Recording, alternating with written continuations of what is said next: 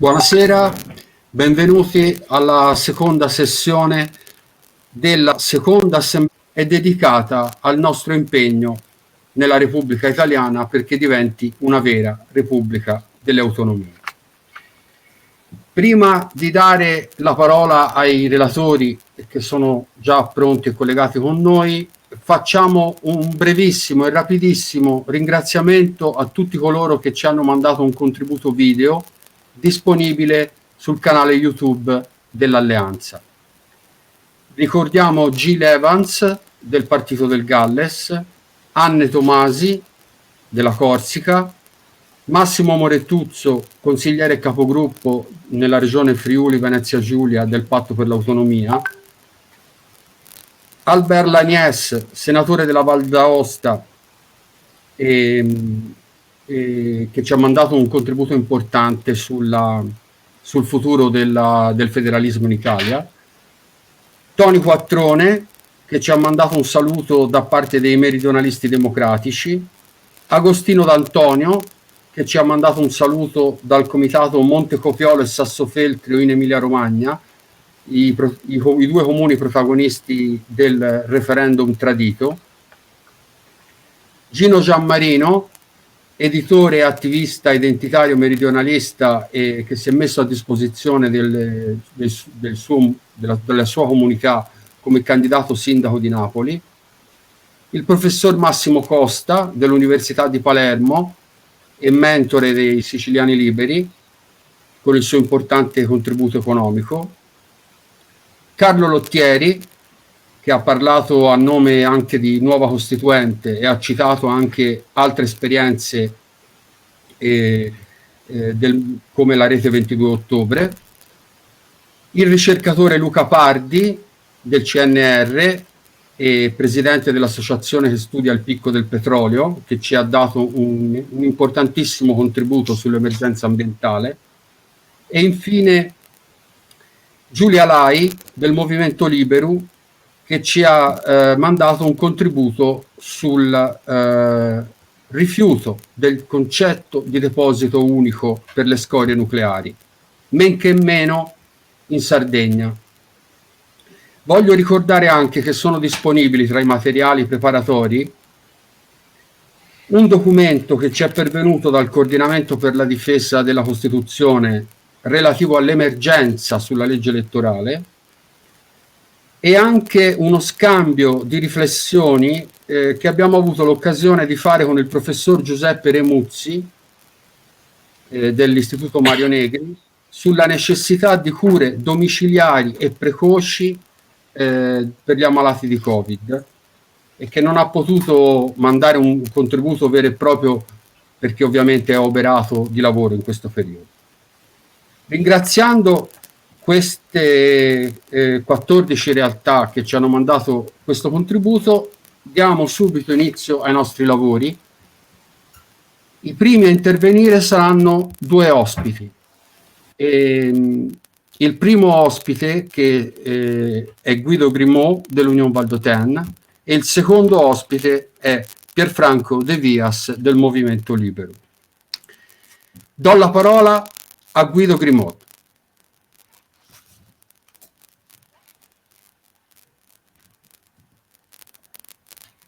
Questo tipo di mezzo a comunicare in attesa di poterci incontrare direttamente per un confronto più vivace, diciamo.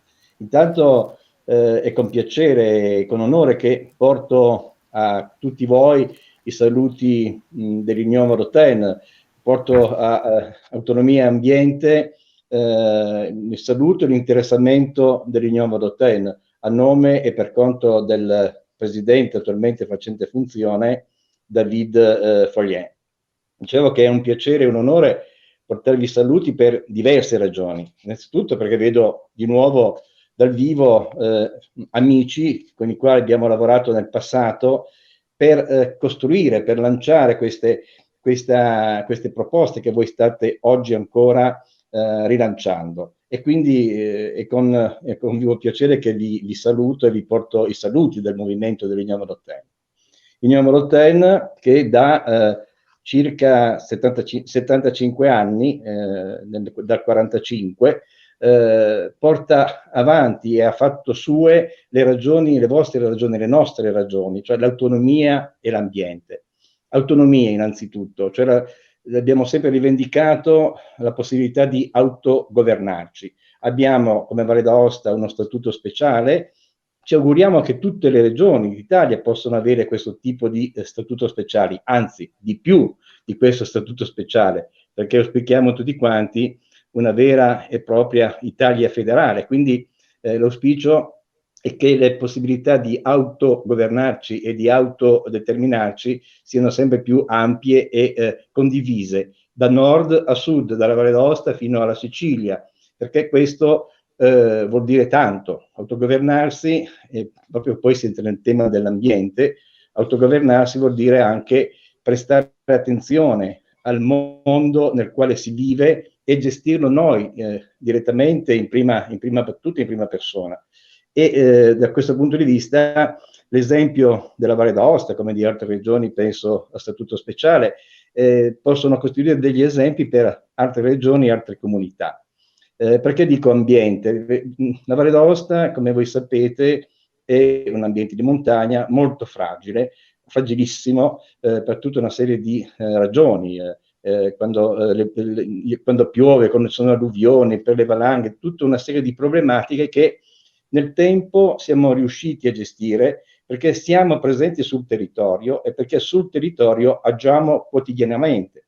Abbiamo competenze da una parte, sono importanti le competenze, ma abbiamo anche e soprattutto le risorse per poter intervenire. Quindi se questo modello potesse essere esteso a tutto il paese, innanzitutto gli amministratori sarebbero molto più responsabilizzati, molto più presenti sul territorio, con possibilità di agire più direttamente sulle proprie realtà, sul proprio territorio, sul proprio ambiente, garantendo alle generazioni future veramente uno sviluppo sostenibile e che possa durare nel tempo, perché abbiamo forse sprecato troppe risorse e dobbiamo oggi cercare di riparare questi danni che abbiamo arrecato al nostro ambiente, facendo politiche più intense in questo senso. Quindi diciamo che abbiamo seguito e seguiamo con attenzione questa rete che voi state, che Autonomia e Ambiente sta costituendo, questa rete di relazioni che mette insieme tante personalità, tanti gruppi, tante persone che stanno cercando e stiamo cercando insieme di costruire, di lanciare in questo paese, perché al di là poi del fatto che condividiamo sicuramente tanti progetti e tante iniziative, dobbiamo anche avere la possibilità di costituire una massa critica forte, una massa critica che possa incidere. Sappiamo benissimo che a volte le nostre possono anche essere delle utopie, ma le utopie, se ci crediamo, possono realizzarsi in parte o in toto. Quindi diciamo che fa estremamente piacere a un movimento come l'Union Vallotene, che è presente sul territorio della Valle d'Aosta da più di 70 anni, che ha avuto nel tempo relazioni varie con vari gruppi all'interno di questo paese, di questo Stato, grazie anche a persone come Bruno Salvadori, che negli anni, fine anni 70, aveva lanciato da subito questa necessità di raggruppare tutti i movimenti autonomisti, indipendentisti, civici, che in qualche modo potessero portare aria nuova in questo paese. Avevamo per un certo tempo sperato che la Lega potesse portare questa aria nuova e potesse usare veramente la sua forza per ribaltare le situazioni e per dare a questo paese una nuova forma di costituzione, ecco, di tipo federale, per esempio. Purtroppo abbiamo visto poi che la Lega Nord si è trasformata in Lega Salvini e gli obiettivi sono ben diversi dai nostri in questo momento. Quindi sapere che ci sono tante persone come voi, tanti gruppi che lavorano su queste tematiche, non può che interessare molto l'Unione Europea, non può che che dare a Lignon Volontè la possibilità di stare ancora, credere ancora nella possibilità di riformare questo Stato. Io personalmente sono stato segretario dell'Union negli anni 90, sono stato poi amministratore al Comune di Aosta, 10 anni sindaco di Aosta, quindi l'esperienza diretta sul territorio è stata in qualche modo l'opportunità per capire quanto sia importante appunto l'autonomia. E quando parlo di autonomia, chiaramente da federalista quale sono, credo che l'autonomia debba partire soprattutto dalle comunità, dai comuni, dalla base, come si dice, perché in Valle d'Aosta abbiamo avuto la possibilità di avere una competenza primaria sull'organizzazione degli enti locali e partendo da questa competenza la Regione ha attribuito ai comuni molti poteri, molte competenze, anche molte risorse ed è grazie a questo che siamo riusciti ad agire e a fare tante cose, perché il comune è l'entità, l'istituzione più vicina alla gente, è quella istituzione che maggiormente sente il cittadino, lo ascolta e poi agisce. E quindi diciamo che autonomia e ambiente sono due temi veramente importanti che noi vogliamo insieme a voi cercare di sviluppare e di portare avanti. Je souhaite vraiment de tout cœur à Ambiente, Autonomie et Ambiente de pouvoir constituer ce réseau important d'associations et de personnalités qui, petit à petit, vont transformer cet État dans un État plus démocratique, plus autonomiste, plus proche des citoyens et donc où les citoyens peuvent mieux participer. Grazie a tutti voi per avermi ascoltato in questo momento e soprattutto buon lavoro e buon proseguimento. Grazie, arrivederci. Ringraziamo Guido Gremot che ci ha parlato a nome dell'Union Val d'Autun, la più antica forza autonomista della Repubblica Italiana e con cui siamo onorati di avere intensificato e approfondito il dialogo. Guido avrà visto, come tutti coloro che seguono questo evento online, che ha dato un grosso contributo il senatore Albert Laniès alla preparazione di questo evento in termini proprio di prospettive politiche e programmatiche. E quindi a prestissimo Guido, grazie di cuore. E dovrebbe essere pronto il nostro secondo ospite, Pierfranco De Vias del Movimento Liberu della Sardegna. Benvenuto e a te la parola. Ciao, buonasera a tutti.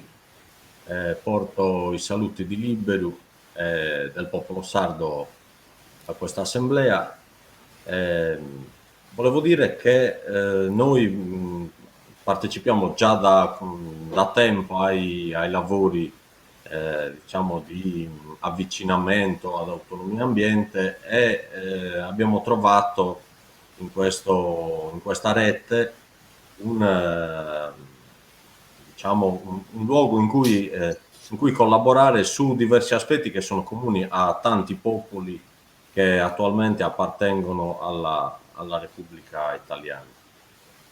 Noi all'interno di questo progetto pensiamo che troviamo sicuramente un luogo in cui manifestare, in cui confrontarci su tematiche che per noi sono di carattere fondamentale, che è appunto quello della rivendicazione dei diritti nazionali e quello delle dinamiche inerenti all'ambiente.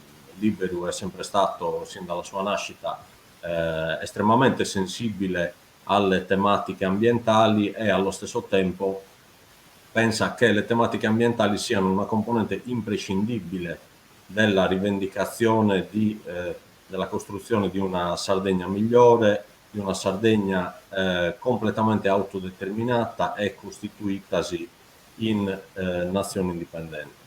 All'interno di Autonomia Ambiente noi crediamo che sia possibile costruire un dialogo, come dicevo, con con i tanti popoli che compongono la Repubblica Italiana, ma naturalmente noi come indipendentisti sardi abbiamo diciamo una ulteriore prerogativa, che è quella di una costituzione di una nazione indipendente, di uno Stato indipendente, la Repubblica Sarda, però allo stesso tempo in un periodo transitorio da qui alla costruzione della nostra Repubblica noi pensiamo che sia molto importante costruire dibattito, ma non solo dal punto di vista teorico, ma dal punto di vista anche pratico. Noi pensiamo che assieme a tutte le forze, sia alle altre nazioni che compongono lo Stato italiano, ma in generale anche a tutte le forze che rivendicano una maggiore autonomia e una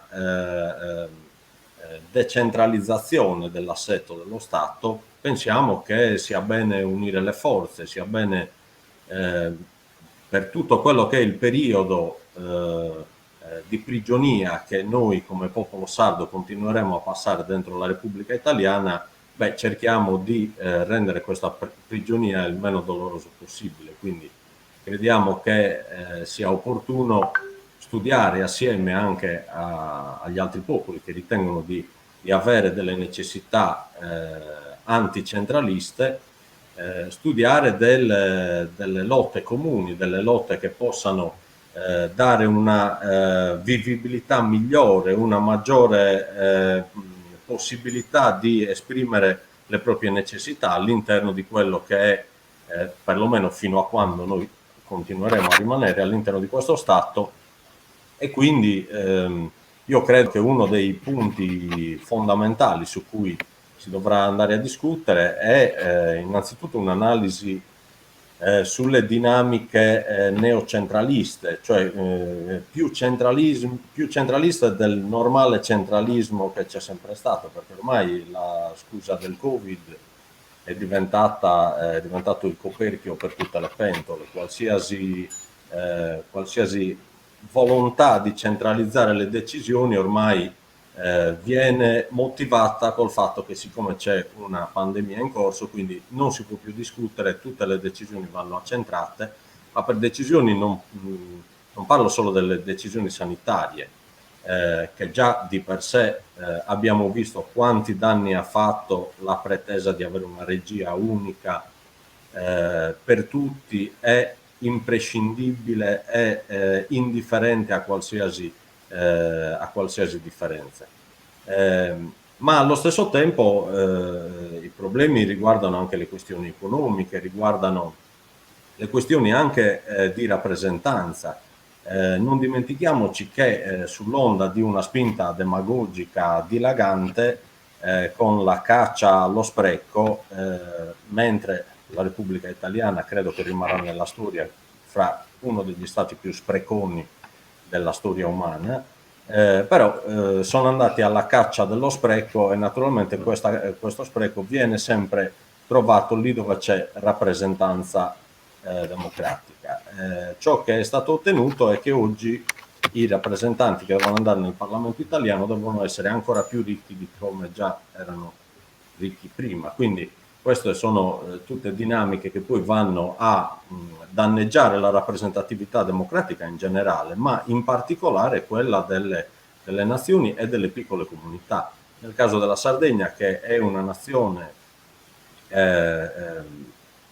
con pochi residenti, non dico una piccola nazione, perché oltre la metà della nazione, probabilmente voi non lo sapete, ma oltre la metà della nostra nazione è stata dispersa per il mondo tramite varie politiche di sottrazione di territori, con assegnazioni di poligoni militari, ma anche con lunghe dinamiche di impoverimento economico, sempre anche queste dettate dall'alto e poi successivamente aiutate da fedelissimi in colonia. Ma a parte questi aspetti, tornando a quel discorso, dicevo, uno dei problemi della Sardegna è che non solo è una nazione, ma è anche poco popolata, per cui vediamo che in queste dinamiche si rischia molto facilmente che alcuni territori vedono scomparire la loro presenza. Alcune nazioni vedono lentamente minato la loro stessa voce anche all'interno della Repubblica Italiana. Figuriamoci,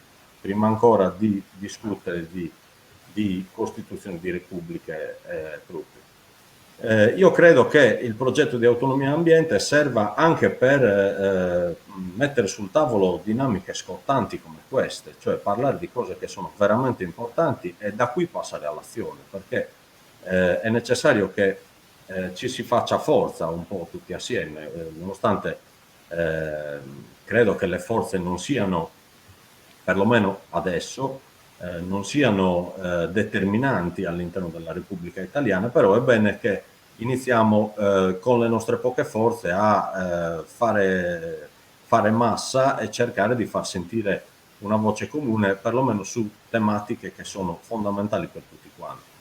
Quindi la rappresentatività democratica, ma in questo bisognerà passare anche per un ragionamento, e questo Autonomia Ambiente l'ha già intrapreso, così come anche Liberum l'ha intrapreso all'interno della Sardegna, affrontare tutta la questione delle leggi elettorali. Cioè le leggi elettorali sono state costruite da squadre vincenti che non volevano rinunciare alla possibilità di rivincere in eterno. E qua bisogna però dire che se si vuole giocare una partita bisogna mettere in conto che ci devono essere delle regole pari per tutti e che bisogna mettere in conto anche che esistono anche gli altri, cioè le forze maggioritarie che oggi determinano gli equilibri dello Stato italiano pretendono che ci sia sempre più silenzio intorno a loro. Noi davanti a questo silenzio dobbiamo far sentire la nostra voce, dobbiamo urlare in coro, dobbiamo far sì che le nostre voci si intreccino fra di loro e si facciano sentire.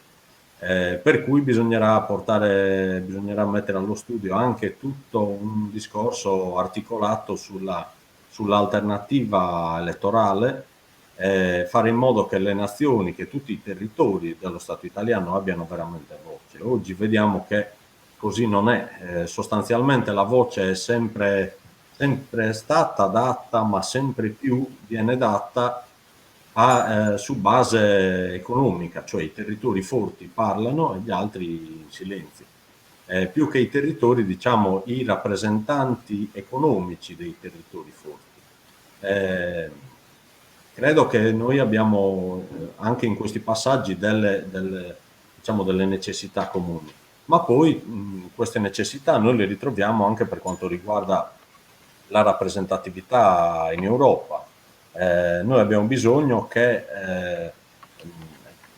io chiaramente parlo per il popolo sardo, ma credo che questo sia una dinamica comune anche a tanti altri territori, che tutti i territori abbiano la capacità e la possibilità di esprimere dei loro rappresentanti in Europa. Non esiste la possibilità di delegare qualcuno che non conosce assolutamente un territorio, non conosce quelle dinamiche, quelle necessità che vive quel territorio, di andare in Europa a rappresentare territori su cui non ha neanche mai messo piede, e però dovrebbe in qualche modo portarne le istanze. Certo, vero è che la rappresentatività democratica all'interno dell'Unione Europea o dell'attuale Unione Europea, che spero che un giorno finalmente si trasformi davvero nell'Europa dei popoli, vero è che non è certo determinante, però fra non essere determinante e non essere assolutamente presente, diciamo che il discorso è sicuramente peggiorativo. Per questo dico che noi insomma pensiamo che ci sia tanto da fare, tanto da lavorare e tanti punti in comune con gli altri territori dello Stato italiano, con le altre nazioni che compongono lo Stato italiano, e che quindi anche noi abbiamo insomma entusiasticamente deciso di partecipare, di portare il nostro contributo alla costituzione di questa rete e al suo rafforzamento.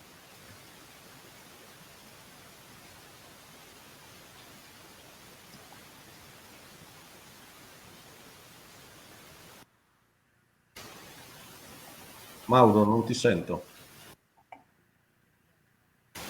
Mauro, non ti sentiamo. Scusate l'incidente, avevo spento il microfono.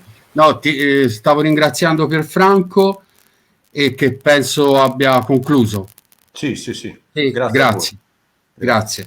Adesso, mentre si collega, dovrebbe essere già collegata Chantal Sertan, poi dovrebbe essere già collegata Moira Traversi e si prepari, ma do la parola a Igor Gabrovec della Slovenska skupnost. Hvala lepa za besedo, lepo pozdravljeni tudi danes vsi dragi prijatelji. Vi porto il saluto della Slovenska skupnost dalla provincia di Trieste. Anche oggi, ben ritrovati, seppur, come ho detto ieri, in questa modalità che è poco piacevole, diciamo così, vogliamo usare un eufemismo. Però se non altro la considerazione iniziale che se ad un anno dalla Costituzione di Autonomia e Ambiente, ad un anno dalla prima assemblea, siamo ancora qui, non soltanto quelli che c'eravamo allora, ma in questo anno anche ben rimpinguati con nuovi interessi e nuove adesioni, significa che un certo humus per questa proposta politica c'è e c'è anche un futuro. Sono stati già anticipati alcuni argomenti importanti, argomenti politici e amministrativi che ci seguiranno nei prossimi mesi, nel prossimo anno sicuramente.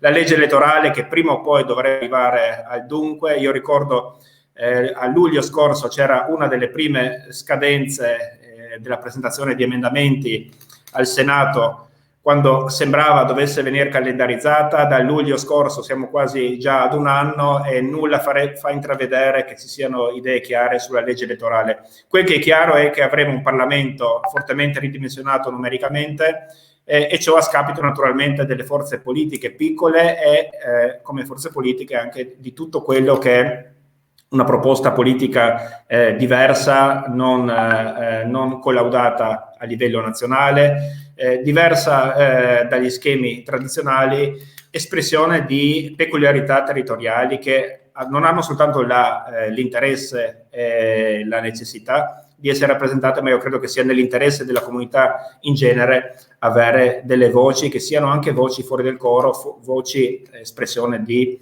situazioni particolari, particolarmente interessanti dei singoli territori. Come Slovenska skupnost rivendichiamo delle deroghe nella legge elettorale, non perché ci farebbe piacere, perché sono deroghe che le vorrebbero tutti, ogni forma politica, ogni forma autonomista, ogni movimento autonomista, ma noi ci facciamo forti anche di quelli che sono gli impegni tradizionali, internazionali dello Stato italiano. In Slovenia, alcuni di voi sapete, la comunità italiana, la comunità nazionale italiana ha un seggio garantito al Parlamento di Lubiana, un parlamentare garantito a prescindere dalla consistenza numerica della comunità italiana su 90 parlamentari. In Italia su 1000 parlamentari non c'era mai la possibilità di poter esprimere autonomamente come comunità nazionale linguistica slovena il proprio esponente. Per fortuna c'era sempre uno sloveno o una slovena alla Camera o al Senato fino ad oggi, c'è anche oggi, ma questo perché c'era sempre una scelta nei grandi partiti della sinistra, nel Partito Comunista finché c'era e poi nei partiti discendenti del Partito Comunista e il Partito Democratico oggi. Noi chiediamo che una comunità che è riconosciuta anche internazionalmente, tutelata da apposite leggi, non soltanto regionali ma anche nazionali, dove viene scritto esplicitamente che la rappresentanza in Parlamento è uno dei diritti della comunità, ecco, questo parlamentare non soltanto ci sia, ma venga anche scelto liberamente, democraticamente dalla comunità stessa. Quello qui è il capitolo della legge elettorale, perché è un capitolo ampio, anche e poi perché il tempo a disposizione è pochissimo, rubo ancora soltanto pochi minuti. C'è tanto lavoro da fare. In questo anno che è passato abbiamo raccolto tanta amarezza sicuramente e ci siamo distanziati forse troppo anche tra di noi e dai nostri elettori, anche all'interno delle nostre comunità. E la vera sfida a fine pandemia, perché la pandemia sta finendo, in un modo o nell'altro dovrà finire nelle prossime settimane, nei prossimi mesi, con una vaccinazione di massa, con una ripresa graduale, io spero molto spedita, della vita sociale e anche politica, non solo economica. ecco, con la ripresa delle attività e della nostra vita dovremmo riprendere anche ad intrecciare i rapporti tra di noi e poi all'interno delle nostre comunità.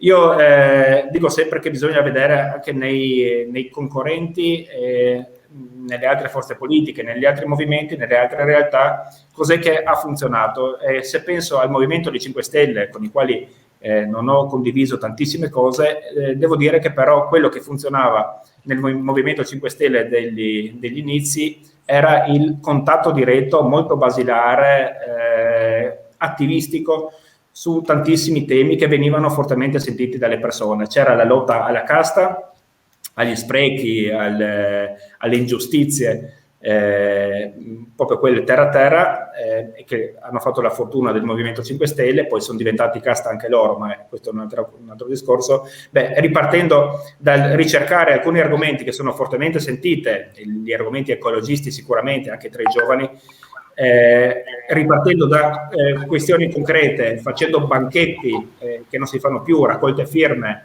petizioni, incontri quartiere per quartiere, frazione per frazione, io credo che si può iniziare a intrecciare il contatto tra politica ed elettori e cittadini proprio in un momento quando le persone avranno anche necessità e voglia di stare assieme, di parlare, di vedersi, di toccarsi e non soltanto di leggere le cose che succedono sui social. Presenza sui social, sul web, con tutte le nuove forme di comunicazione moderne, non bisogna tralasciarlo, però per movimenti piccoli e radicati nei territori il rilanciare un contatto diretto, un tempo si diceva porta a porta, è sicuramente una cosa che dobbiamo fare, provare a rilanciare, provare a rifare, ritornare quindi tra la gente.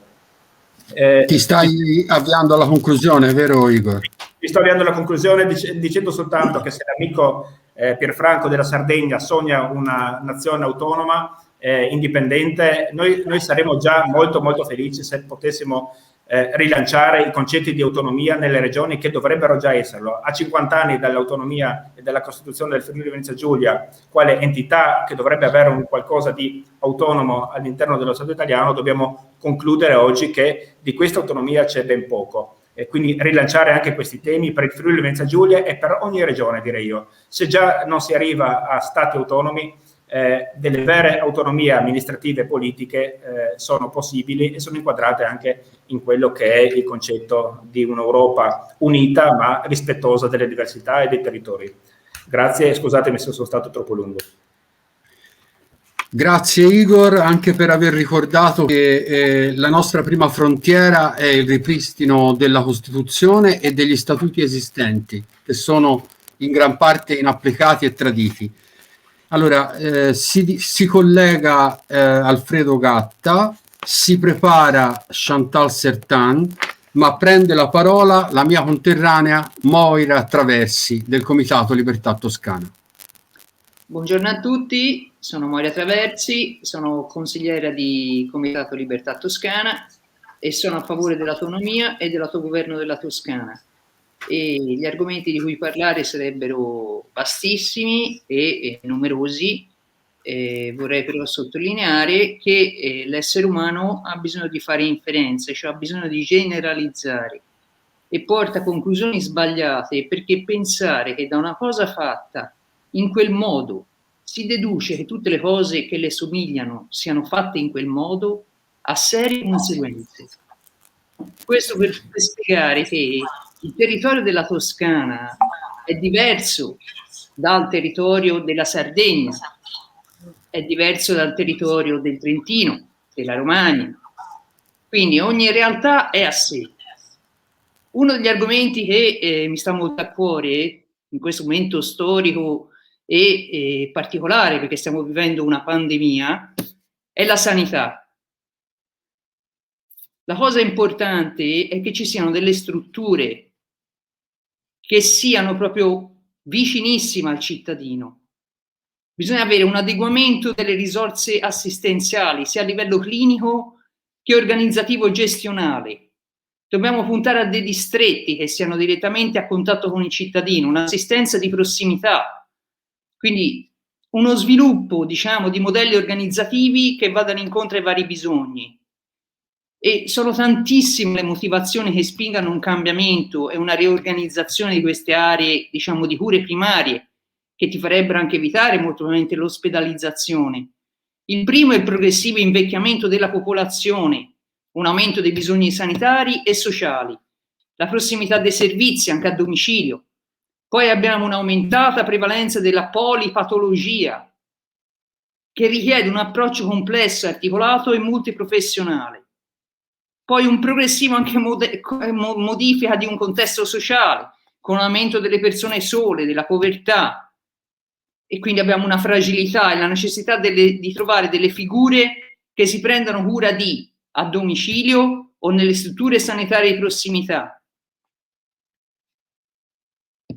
La parte finanziaria, quindi beni pubblici, le risorse finanziarie devono essere ben incanalate e possono essere soltanto incanalate se abbiamo delle strutture di prossimità e un autogoverno della Toscana e ovviamente delle altre regioni. E non da meno parlare di accountability. Che cos'è esattamente? Accountability è la responsabilità, come ha detto prima il collega Guido, è la responsabilità da parte degli amministratori che impiegano risorse finanziarie pubbliche di rendicontarne l'uso sia sul piano della regolarità dei conti sia su quello dell'efficacia della gestione. Quindi si presuppone una trasparenza e una partecipazione. Con l'autogoverno tutto questo può essere fatto.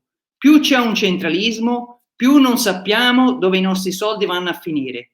E questo è importantissimo perché siamo veramente l'Italia dello spreco, in assoluto. Per quanto riguarda invece l'ambiente, che è un altro tema a me molto molto caro, dobbiamo dire che quando si pensa a un ecosistema, si pensa a un sistema stabile che si autoperpetua, è formato da una comunità di organismi viventi e dal loro ambiente non vivente. Gli organismi non alterano il proprio ambiente, ma vi si adattano. L'essere umano non si adatta, sta modificando l'ambiente.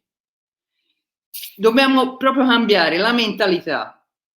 Dobbiamo cercare di avere la mentalità ecologica, perché l'unica strada per arrivare a un cambiamento duraturo non è applicare le regole e basta, perché non si può pensare che una falda acquifera inquinata sia un problema isolato, all'acqua della falda. L'inquinamento colpisce l'acqua della sorgente, il fiume che viene alimentato, i prodotti agricoli che sono coltivati nei campi, gli animali che mangiano l'erba e in ultimo gli uomini che mangiano i prodotti agricoli. Si parla di energia alternativa ai combustibili fossili e all'energia nucleare e tutti sono d'accordo sul fatto che le energie pulite non possono soddisfare tutti i bisogni di una nazione, ma non possono farla a livello individuale. Se tutte le famiglie fossero dotate, per esempio, di pannelli fotovoltaici, si taglierebbe ovviamente una grossa fetta di consumi. Insomma, le cose da fare sono tantissime, gli argomenti di cui parlare sono enormi. Ringrazio Autonomia e Ambiente, i relatori prima di me e quelli dopo di me che arricchiranno il panorama politico ormai impoverito. E volevo ripetere una cosa, aveva detto anche Guido, non c'è quindi altra strada che diventare una massa critica tale da non poter essere più ignorata dalla politica e dai politici. Buon lavoro. Grazie di cuore, Moira. Si collega intanto Emiliano Racca, si prepari Alfredo Gatta e prende la parola Chantal Certin, la nostra presidente emerita. Buongiorno Mauro, buongiorno a tutti cari amici e care amiche. Bonzora cött, vuilena strazenta zornaie, fura ielo soleil, e penso che sia franco important per noi, per autonomia e territoire e ambiente, no presi di nutro a venire. Oggi con la giornata che abbiamo qua, io spero di trasmetterla a tutti voi, a tutti i vostri territori. C'è un bellissimo sole oggi che anche, lo ricordiamo, l'equinozio di primavera e quindi è una giornata anche simbolo per la natura. credo che sia importante dare un segnale anche noi di rinascita.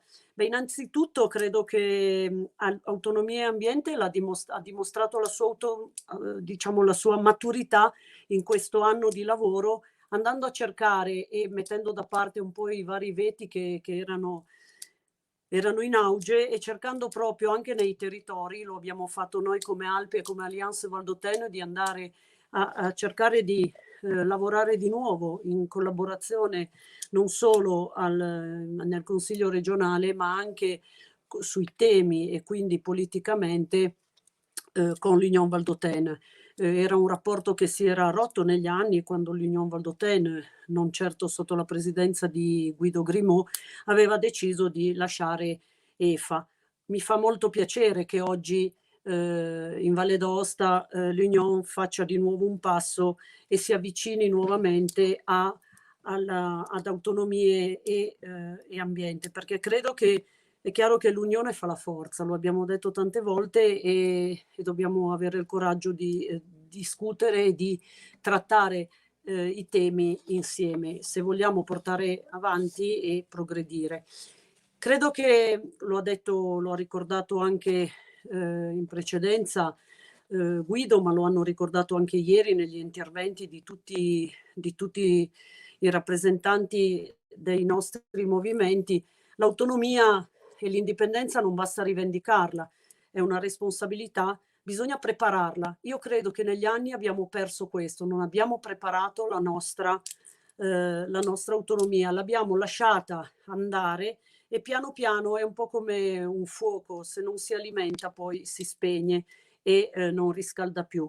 E allora bisogna prepararla culturalmente e poi riuscire anche a sostenerla, perché non basta prepararla in un certo modo e poi andare da un'altra parte. Quindi io credo che per questo dobbiamo lavorare, e autonomia e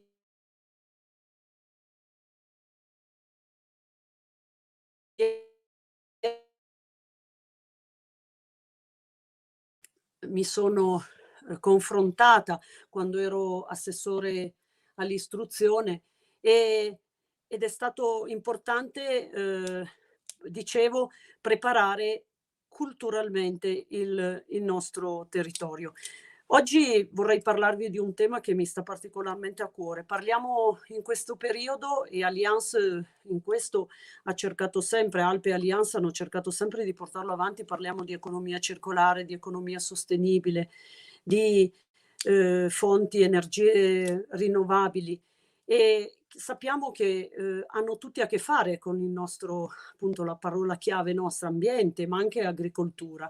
L'agricoltura e l'allevamento sappiamo essere i punti centrali, lo vediamo adesso, ce lo dicono tutti i giorni, ce lo ricorda la pandemia tutti i giorni. Però poi spesso parliamo appunto di agricoltura sostenibile, agricoltura all'avanguardia, e poi però non siamo pronti, non abbiamo preparato anche le future generazioni, la scuola non ha preparato alla conoscenza del territorio le giovani generazioni. Io vorrei anche qui, proprio perché lo conosco bene questo argomento, chiedere: ma quale scuola noi vogliamo? Vogliamo una scuola teorica o vogliamo una scuola pratica sul territorio, dei territori? Vogliamo continuare a fare una didattica a distanza che dalla Sicilia alla Sardegna, alla Valle d'Aosta e al Trentino passa attraverso cose generali e teorie molto, molto larghe? Mi è piaciuto molto l'intervento precedente di Moira, quando ricordava appunto quanto sia importante conoscere il proprio territorio, quanto sia importante saper intervenire in un certo modo che magari non è tanto diverso da un altro territorio, ma è leggermente diverso.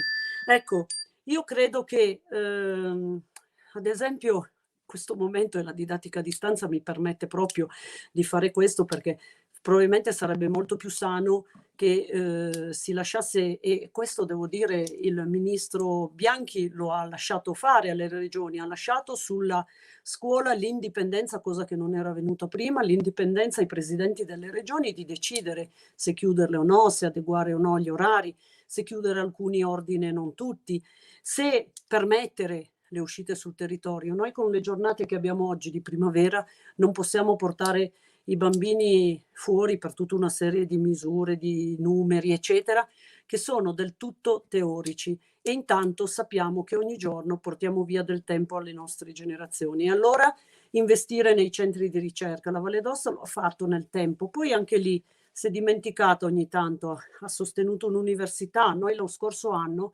avevamo pronto, e come Alliance e come Union Valdôtaine spero che anche questo governo regionale, visto che sono in maggioranza, lo portino avanti. Avevamo preparato un corso di studi di scienze della montagna, era pronto, basta attivarlo. E io credo che questo sia importante, perché potrebbe essere davvero un momento di riflessione per tutti i nostri territori.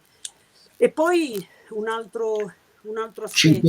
5 minuti sono passati. Vado velocissima, vado sull'aspetto che qualcuno ha già messo in evidenza della legge elettorale. Sappiamo che le leggi elettorali sono fatte da chi in questo momento governa e che non ha voglia di cambiare probabilmente per poter perpetuare la propria elezione. Ecco, credo che la Valle d'Aosta, mi ha fatto piacere, Guy Grimaud nel tempo ha saputo anche fare autocritica, e sicuramente ricorderà, non dimenticherà che in certi momenti è stato importante anche magari su alcune tematiche discutere ed essere critici. Ecco, io credo che in questo momento la Valle d'Aosta è l'unica regione italiana che non ha una legge con la rappresentanza di genere. Se vogliamo andare avanti, credo che non possiamo continuare a far finta di essere negli anni 40 e 50, e credo che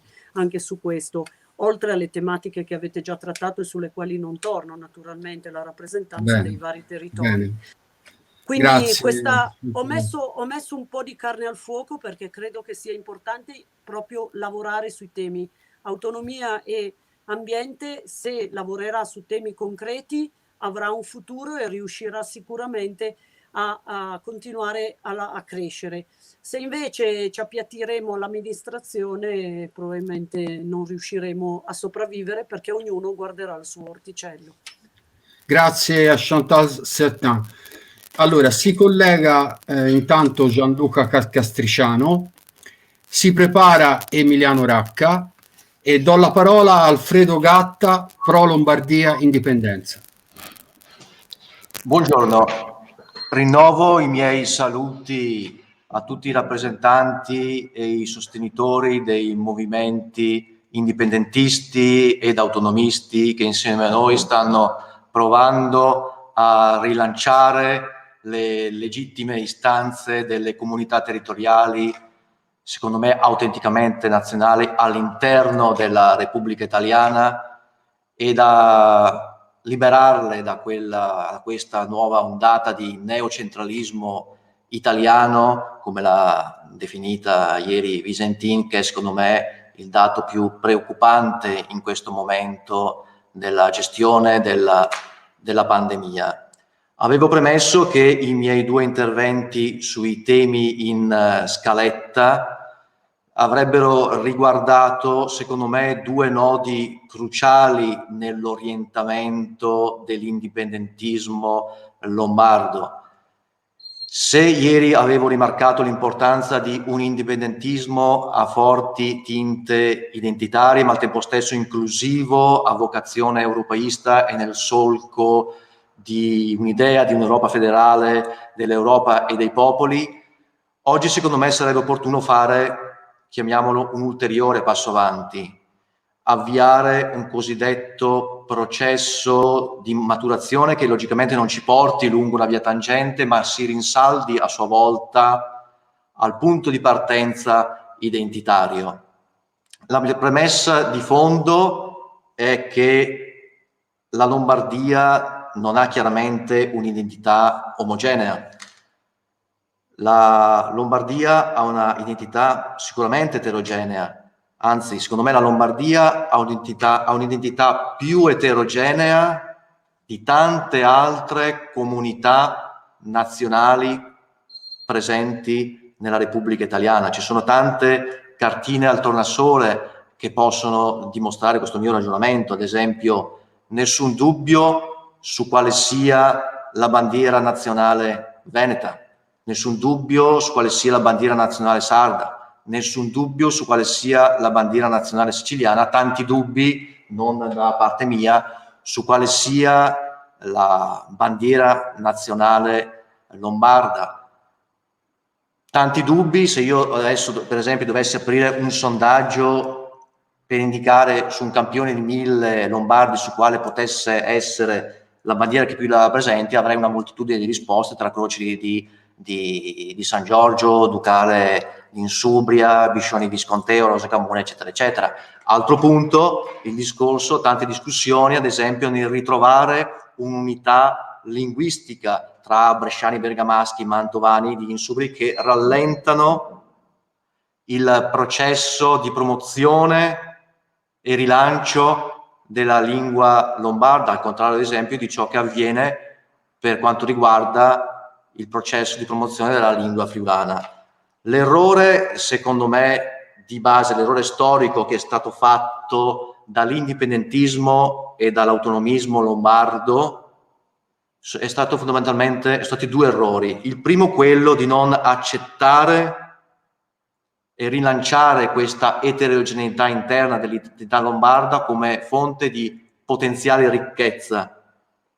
In secondo luogo, quello, sempre da parte dell'indipendentismo e dell'autonomismo lombardo, quello di ricercare una sovraidentità che inglobasse in qualche modo quella lombarda, ed è stata questa sovraidentità ritrovata in quell'identità che noi chiamiamo il cosiddetto nordismo o settentrionalismo.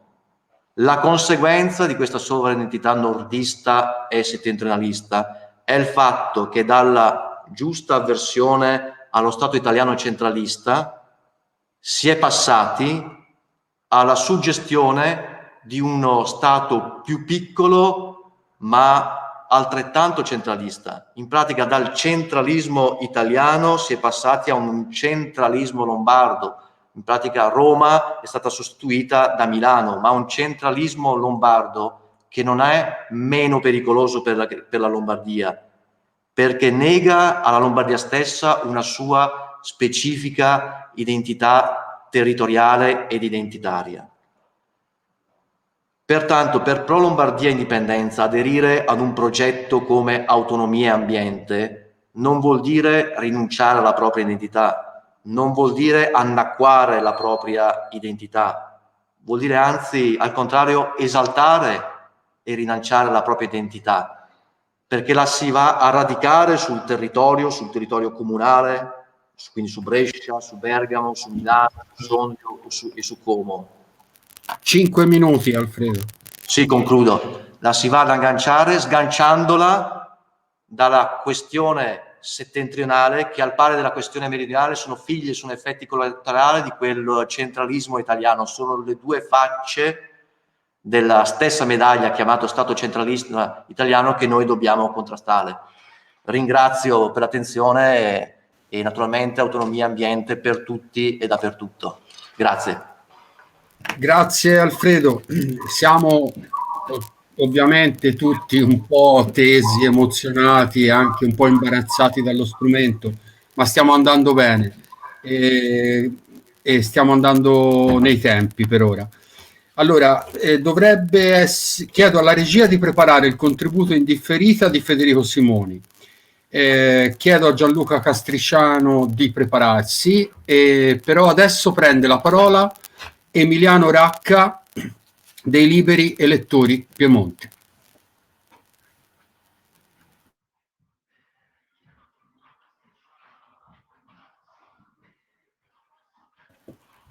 Prego Emiliano, puoi parlare.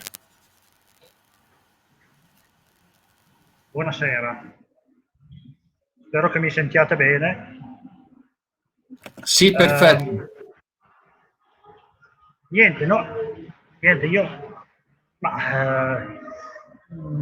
brevemente, noi liberi lettori, che ricordiamo siamo nati poco più di un anno fa, come evoluzione di un comitato civico. Una volta eletti, i primi consiglieri comunali si sono subito impegnati per i nostri territori, occupandosi di problematiche concrete che sono via via emerse. Per esempio abbiamo collaborato con dei comitati di cittadini che si opponevano alla fusione dei loro comuni e abbiamo elaborato con loro una proposta di modifica della legge regionale che secondo noi, secondo tutti questi comitati, era, diciamo, verticistica e liberale. Ci siamo poi occupati di tutela e valorizzazione della lingua, delle lingue e delle culture del Piemonte, proponendo una giornata della lingua e della letteratura piemontese, rifacendosi a quello che è successo a livello statale con la proposta della giornata della lingua e della letteratura italiana, il Dante D. E questa è stata una proposta che è stata votata nei consigli comunali, in cui abbiamo dei consiglieri comunali, ma anche abbiamo fatto altri comuni che ce l'hanno portato, dove non c'erano appunto i consiglieri comunali, che c'è stata poi portata in consiglio ed è stata adesso già votata da almeno una ventina di comuni del Piemonte. Di recente, poi, più di recente, abbiamo iniziato una collaborazione dei comitati civici che si oppongono alla realizzazione di un deposito, del deposito unico nazionale delle scorie radioattive. Siamo stati i primi ad uscire nelle varie testate locali e regionali, facendo la proposta di una petizione di cui all'articolo 50 della Costituzione. Ovviamente un mostro di questo tipo, che occuperà centinaia di ettari in un unico territorio, che andrebbe quindi a sconvolgere la vita di quel territorio, delle comunità. Certamente è un'idea che pare poco intelligente, ecco. E quindi bisognerà certamente trovare delle soluzioni diverse. Queste sono state, diciamo, le principali battaglie per ora di Liberi Elettori Piemonte. Certamente auspichiamo, avremmo voluto fare molto di più, auspichiamo più partecipazione da parte dei cittadini. Anche perché bisogna mettersi in testa che questo non è il periodo di rassegnarsi o di fare gli indifferenti. Veniamo da un periodo di crisi economica decennale che sarà aggravata da questa crisi sanitaria, di questa crisi pandemica. E quindi bisogna certamente capire che bisogna dare fiducia a dei gruppi nuovi. I vecchi partiti hanno mancato, non hanno attuato quelle riforme di cui aveva bisogno questo Stato, questa Italia, e siamo ancora a discutere di un fisco troppo esoso, di sperequazione fiscale, di un pubblico attivo e troppo invasivo, di verticismo, di centralismo. Ecco, allora bisogna avere, secondo me, la maturità di puntare su altri gruppi, perché se no, cioè, sono passati 20 anni, 25 anni, questi partiti attuali non hanno una progettualità. Non hanno una progettualità. Noi sicuramente come Liberi Elettori Piemonte e all'interno di Autonomia Ambiente siamo partiti da progettualità, da un'idea di nuove dinamiche, una politica reticolare, orizzontale, ma che non sia, che parta dal basso, ma che non sia populistica e protestataria, quindi non l'antipolitica, ma una nuova politica con la P maiuscola, ecco, un ritorno alla politica. Con l'antipolitica abbiamo visto in questo decennio non si fa niente, a parte grida e ragli, si arriva, non si va da nessuna parte. Emiliano, 5 minuti. Sì. Quindi la nostra progettualità, dicevo, parte da 2 punti. Guarda certamente a un sistema equilibrato e funzionante che è il sistema politico elvetico, che si basa su 2 pilastri che sono il federalismo e la democrazia diretta. Quindi una democrazia decentrata e partecipata che metta al centro i territori e i cittadini, cosa che fino adesso non è mai stata fatta. Grazie di cuore Emiliano, grazie davvero. Allora, dovrebbe per favore collegarsi Roberto Agirmo, la regia poi deve preparare l'intervento in differita di Federico Simeoni, e do la parola a Gianluca Castriciano, Movimento Siciliani Liberi. Buonasera a tutti, San Benedica a tutti e buonasera a tutti. Non so, mi sentite? Penso di sì. Intanto esprimiamo, come chi mi ha preceduto, anche di Siciliani Liberi, e non solo, la nostra solidarietà nei confronti dei 3 deputati catalani e di tutti gli indipendentisti europei che si trovano più o meno nella medesima situazione. Siciliani Liberi è un movimento indipendentista, noi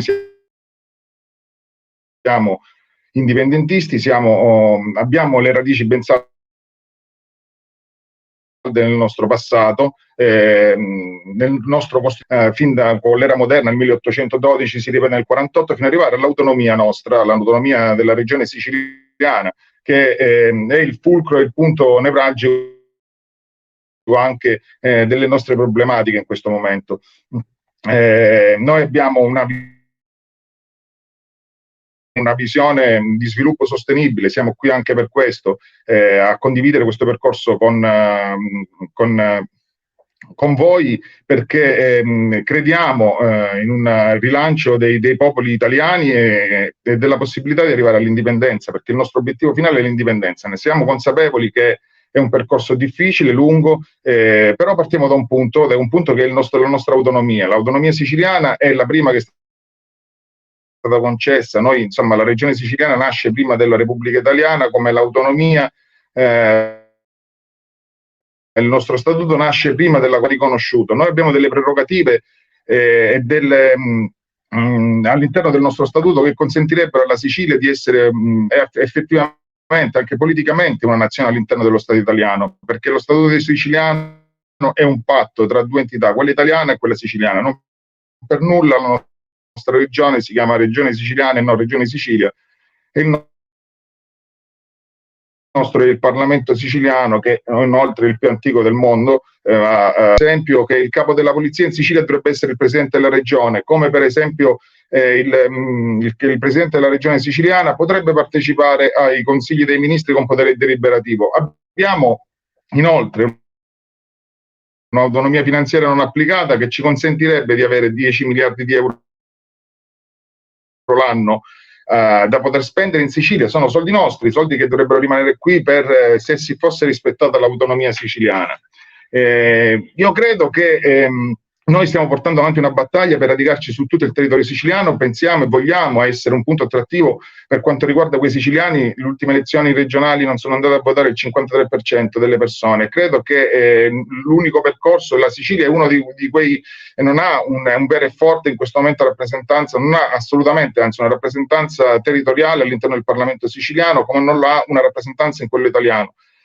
Questo è un bonus incredibile che noi stiamo cercando con tanto sacrificio di poter compensare. Crediamo che la Sicilia, con la sua autonomia, che è sulla carta, perché ci vuole un processo di revisione costituzionale per modificarla, quindi ci sono degli articoli che sono importantissimi, in cui l'unico rappresentante dello Stato italiano è il presidente della regione siciliana, a cui dovrebbe essere in teoria. come l'articolo 15 aveva eliminato le province in Sicilia e quindi come dire, il nostro statuto è basato sul decentramento amministrativo e quindi noi sappiamo che dobbiamo passare da questa presa di coscienza del popolo siciliano, passare dall'autonomia siciliana per arrivare a quello che è il nostro sogno, che è quello dell'indipendenza, ritornare a essere una nazione come la Sicilia è stato per tanti e tanti secoli. Il nostro contributo all'interno di autonomia ambiente, intanto sicuramente l'autonomia siciliana, ecco, anche questo vogliamo dire, vogliamo che se possibile, dato anche le caratteristiche giuridiche dell'autonomia siciliana, può essere anche uno strumento da parte degli altri territori, perché se la Sicilia riuscisse in questo percorso anche a breve termine ad ottenere quell'applicazione dell'autonomia, perché le norme ci sono, non sono applicate. Questo potrebbe essere anche molto importante per i risultati che possono ottenere anche altri territori in questo percorso che può portare verso quell'autonomia che tanti sperano di avere e che possa portare anche verso l'indipendenza da chi pensa che sia il percorso del proprio popolo, come appunto i nostri fratelli sardi, con cui condividiamo tante battaglie proprio per essere due isole. Io credo che la crescita di autonomia ambiente può passare anche da una sinergia, appunto, che per questo noi siamo entusiasti anche di partecipare a questo percorso, che possa portare diciamo a rafforzare e alla nostra presenza elettorale, perché è anche importante questo, riuscire a raccordarci in una presenza elettorale che ci consenta di raggiungere un risultato importante, che è quello di raggiungere i nostri obiettivi, l'autonomia e dopo l'indipendenza. Per quanto riguarda l'ambiente, noi viviamo in un territorio devastato da un'industria pesante, quella dei petrolchimici, che hanno devastato le tre coste della Sicilia. E noi crediamo in una riconversione di questi poli industriali che hanno inquinato le nostre terre e che non hanno portato nessun beneficio a noi. Ricordo che la Sicilia raffina il 40% del petrolio italiano, dalla Sicilia passa il 30% del gas e esporta anche energia elettrica, quindi noi avremmo un'autosufficienza energetica, ma vogliamo che questo possa passare verso una riconversione e quindi crediamo in uno sviluppo sostenibile per la nostra terra, che passi anche dallo sviluppo di un'energia che sia alternativa a quella che ha distrutto i nostri territori. Sì, volevo soltanto aggiungere questo, che la nostra presenza qui è perché condividiamo un percorso comune e credo che in prospettiva futura, sia per quanto riguarda il percorso all'interno dello Stato italiano e quello europeo, a cui noi cerchiamo di portare una battaglia che è quella dell'insularità, in cui non è applicata, essendo anche margine dell'Unione Europea, la nostra presenza è importante, cercare di far sentire la nostra voce anche in Europa come isole dimenticate al confine dell'Unione Europea. Quindi un abbraccio a tutti e grazie per avermi ascoltato. Allora, grazie a Gianluca. Restano 3 interventi e c'è una richiesta di cui il moderatore e i membri permanenti delle delegazioni che reggono autonomia e ambiente sono già al corrente e che mi pare trovi un consenso. È un pochino fuori dalla forma della nostra assemblea, è una proposta di ordine del giorno un po' straordinaria, diciamo, a sostegno della causa di Montecopiolo e Sassofeltrio. Mi pare che ci sia consenso e devo dire anche a furor di popolo, considerando che sul canale YouTube la testimonianza di Montecopiolo e Sassofeltrio è stata veramente plebiscitata, per cui se non ci sono durante gli ultimi 3 interventi delle voci contrarie, se c'è veramente consenso, la adotteremmo come Assemblea di Autonomia e Ambiente una dichiarazione di sostegno a Montecopiolo e Sassofeltrio, che troverete negli atti. Allora, si colleghi Fabrizio Barnabè, si prepari Roberto Agirmo e prego la regia di mandare il contributo in differita Un ben sempre per motivi di lavoro, di Federico Simeoni. Grazie. Un ben chiatas anche voi a tutti amici di Autonomia e Ambiente. Un ben ritrovati anche oggi a tutti gli amici di Autonomia e Ambiente da parte nostra di Patrie Furlane. Oggi discutiamo dell'impegno politico in Italia, che è un po' la prosecuzione dei ragionamenti che si sono sviluppati ieri, ricondotti alle nostre realtà locale, alla nostra realtà di Stato, dove purtroppo siamo legati l'un l'altro in una situazione sempre più opprimente, che soprattutto in questo ultimo anno, con l'alibi del Covid, ha scatenato nuovamente un po' le mire centraliste di tanti partiti italiani e soprattutto della struttura centrale della Repubblica. È quanto mai necessario quindi un impegno a partire dai nostri territori, non dimenticandoci di fare rete tra di noi, per cercare di creare una realtà coordinata che riesca ad avere rappresentanza all'interno delle istituzioni della Repubblica e incidere in maniera positiva, dando così le risposte che ormai da un ventennio non vengono più date sui territori delle nostre regioni.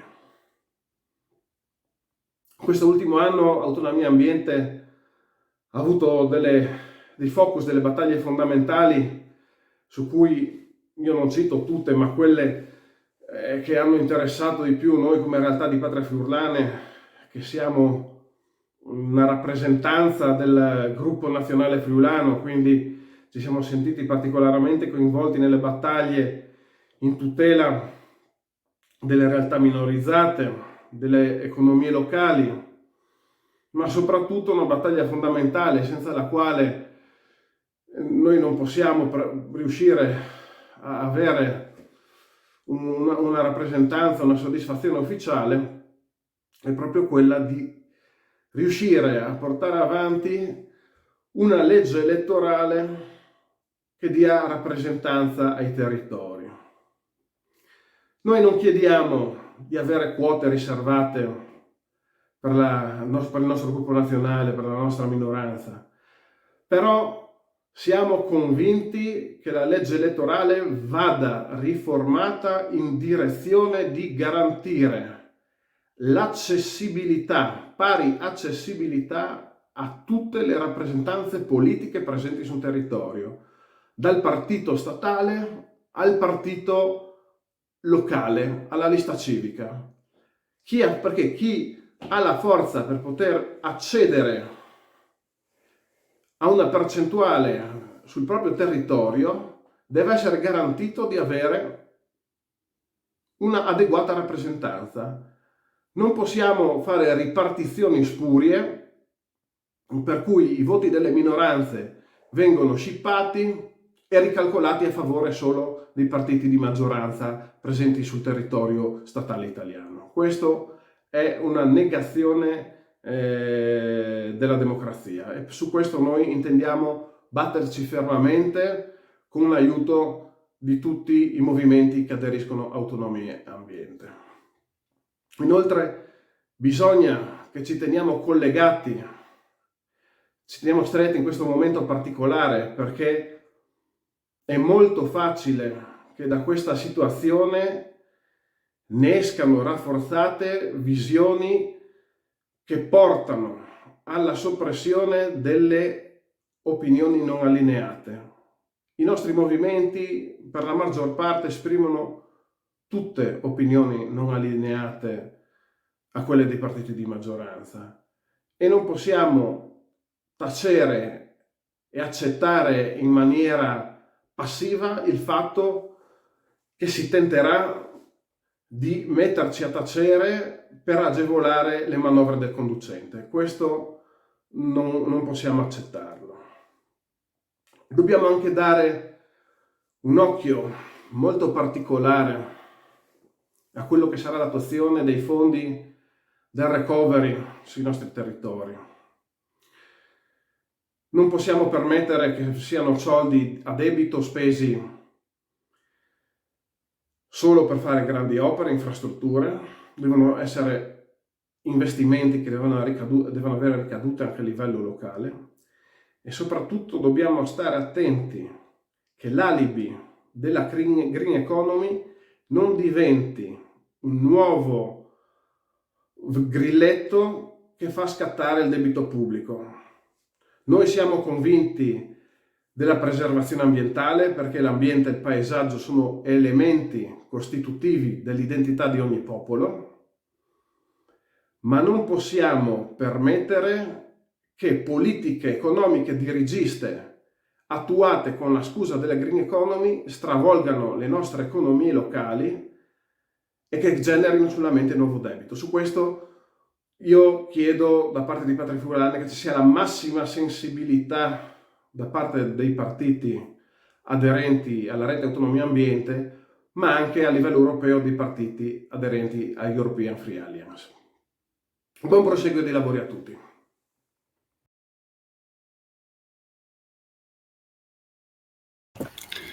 Grazie, vedete, noi siamo anche questo, persone che si collegano dal posto di lavoro o che sono costretti a mandare un intervento in differita perché sono al lavoro, e questo devo dire ci fa molto onore. Allora, si prepari Fabrizio Barnabè e do la parola a Roberto Agirmo, Patto per l'Autonomia del Veneto.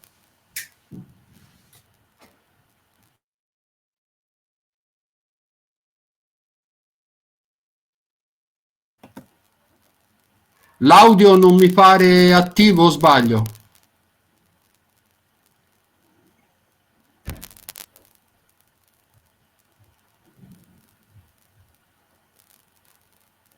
Regia, non sento Roberto, forse non ha attivato il microfono?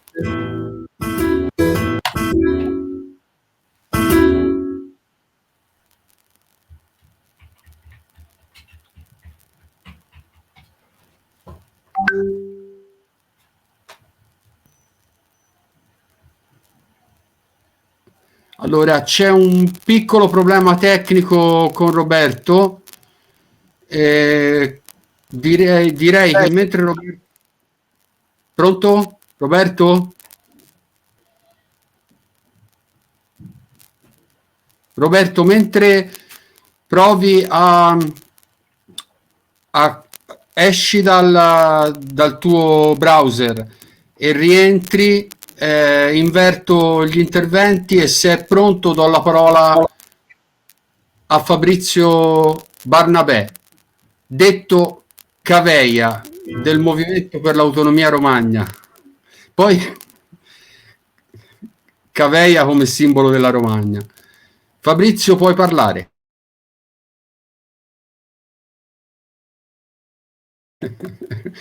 Fabrizio, hai il microfono muto.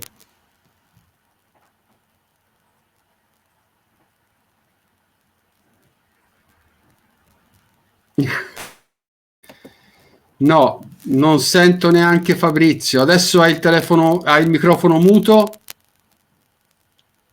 ma non lo sentiamo. Regia, possiamo provare a ricollegare allora Roberto Agirmo?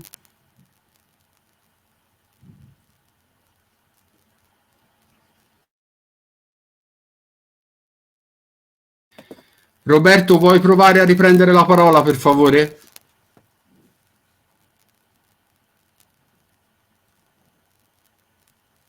Niente.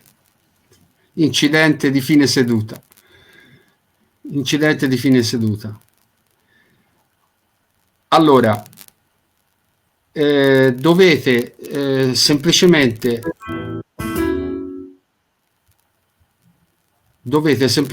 provare a uscire e a ricollegarvi.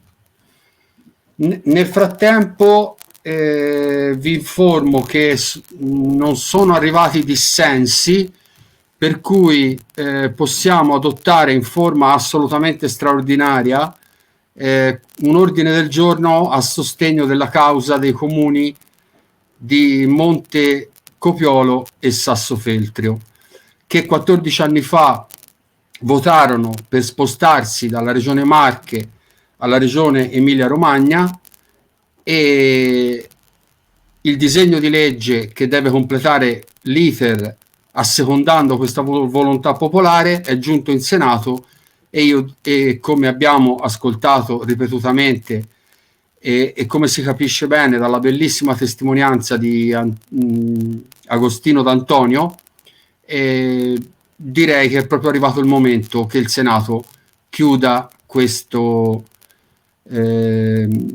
ponga fine a questa incresciosa attesa, che 3.000 cittadini non si vedano rispettati nella loro volontà, in una volontà così semplice dal punto di vista amministrativo e politico, in questa Repubblica, è emblematico di come è ridotta la nostra Repubblica. Nel frattempo, se uno dei due ultimi relatori è pronto, direi Fabrizio Barnabè, Movimento Autonomia per la Romagna, ti do la parola. Ora mi sentite? Perfetto.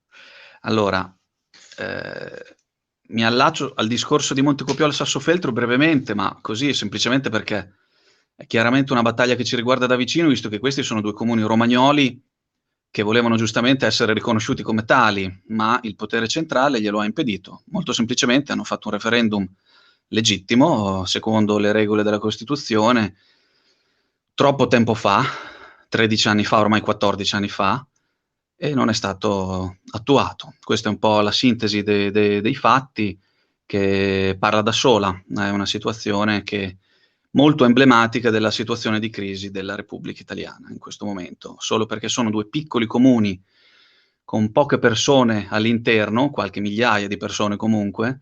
Chiaramente i media nazionali, servi della politica nazionale, non è interessata ad approfondire questa vicenda, che però è un pericolosissimo segnale d'allarme, ecco. Ma non vado oltre, c'è il contributo di Agostino, andatevelo a riguardare su YouTube nei documenti di questa assemblea. Innanzitutto vi saluto dalla Romagna, saluto tutti i membri di Autonomia Ambiente, tutti coloro che seguono questa assemblea. Proprio in questi giorni di 30 anni fa il MAR depositava il proprio statuto, e quindi non c'è niente di meglio che essere qui oggi per onorare quest'unione fra il passato e il futuro di un movimento autonomista. Insomma, dal passato degli anni 90 al futuro del domani, in mezzo c'è Autonomia Ambiente.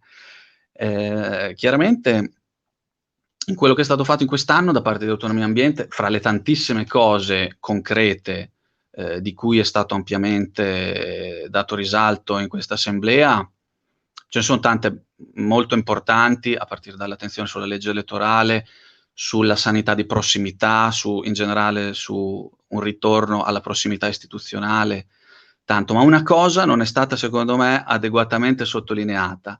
Cioè, Autonomia Ambiente, una cosa forse addirittura più importante, Autonomia Ambiente è riuscita a demolire uno stereotipo odioso, che è lo stereotipo per il quale l'autonomismo coincide con una sorta di super campanilismo dei duri e puri. E invece no, è stata in grado di mostrare a chiunque sia entrato in contatto con questa meravigliosa alleanza, che l'autonomismo oggi nel 2021 più che mai è invece la riscoperta del senso della comunità, è il ritrovamento di una visione politica e sociale a mosaico, come giustamente faceva notare il nostro segretario nell'intervento di ieri, ognuno con la propria tessera a costituire un'opera che si auspica essere meravigliosa nel suo insieme, nelle sue diversità. Per di più, all'insegna del rispetto reciproco e della tutela delle diversità di ciascuno. Quindi un'operazione veramente culturalmente impagabile, che ha saputo coniugare con questo spirito nuovo, entusiasmante, tantissime forze politiche, movimenti territoriali, dalla gloriosa storia anticolonialista della Sicilia e della Sardegna a più moderni ma non meno radicati autonomismi dell'Alta Italia, diciamo dalle isole alle Alpi, ognuno con la propria giustissima rivendicazione di autodeterminazione. Chiaramente buona parte di queste forze operano e lottano per la propria regione, per la propria terra, per la propria comunità, per la propria piccola o grande patria. Noi del Movimento per l'Autonomia della Romagna ci troviamo in un momento primitivo di questa battaglia, perché a noi manca la regione. Per lo Stato italiano la Romagna non esiste, non ha nessuna forma di tutela giuridica, non ha nessuna istituzione. Quindi la nostra battaglia è una battaglia a monte, è una battaglia proprio di essere riconosciuti come una regione che siamo, ma che non abbiamo sulla carta. Per lo Stato italiano siamo un'espressione geografica, siamo un'espressione storica, buona soltanto per del folklore e qualche stereotipo che distante anni luce in realtà dalla vera natura del popolo sanguigno e tumultuoso che è quello romagnolo. In più poniamo questo tema che trova in Autonomia e Ambiente una strada comune, decisa, ed è un tema che parte dalla constatazione, come è stato fatto in tantissimi interventi prima del mio, anche ieri, insomma la Repubblica Italiana è vistosamente in crisi sotto tanti aspetti. Quello più urgente a nostro vedere è l'aspetto proprio istituzionale. La Repubblica Italiana... 5 minuti, Fabrizio. Concludo. Chiaramente il centralismo autoritario con cui si è orientato lo Stato italiano ha portato la forma repubblicana a essere più simile a una monarchia, e non a una monarchia di una casata nobiliare illuminata, ma a quello di un potere spesso sordo e purtroppo spesso anche cialtrone. Quindi, ricordando anche l'articolo 5 della Costituzione, non soltanto il titolo quinto, che prevede che la Repubblica attui il massimo decentramento possibile, ringrazio a nome di tutti i romagnoli Autonomia e Ambiente proprio come uno degli ultimi baluardi della Costituzione italiana, sperando in un abbraccio fiero di giungere presto al ristabilire una sacrosanta vittoria dei diritti di autodeterminazione di tutti i popoli, partendo da qui. Grazie a tutti, viva Autonomia e Ambiente, viva la Romagna. Grazie Fabrizio. Allora riproviamo con l'ultimo delegato, Roberto Agirmo.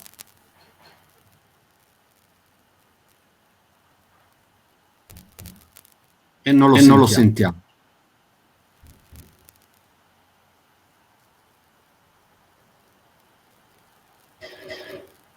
Ecco.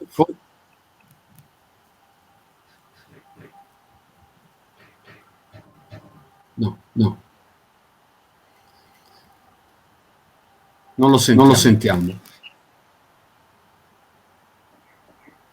Allora Roberto, vuoi provare a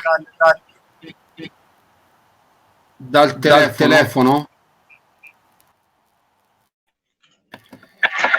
Così mi sentite? Sì, sentiamo.